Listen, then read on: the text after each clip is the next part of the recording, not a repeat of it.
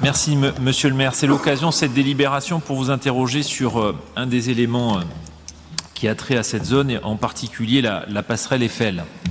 Parce que dans le projet Euratlantique, il était prévu initialement que l'EPA rachète la passerelle Eiffel à la SNCF pour la remettre en service à horizon 2026 pour du cheminement piéton et cycliste. Cette mise en service avait d'ailleurs été confirmée dans la stratégie des mobilités votée en septembre 2021 par la métropole de Bordeaux.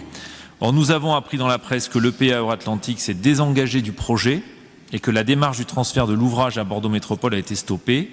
Cet arrêt du projet est loin d'être anodin pour deux raisons majeures. En premier lieu, ce franchissement représentait une alternative à l'usage du pont Saint-Jean, qui dans sa dernière version du projet n'offre pas de voies sécurisées pour les cyclistes, et la nécessité de créer des sites propres afin d'éviter les conflits d'usage entre les véhicules motorisés et les cyclistes, qui doit être notre priorité si nous voulons augmenter la part modale du vélo. Et en second lieu, nous inquiétons pour ce patrimoine historique de la ville de Bordeaux, laissé à l'abandon depuis 18 mois maintenant.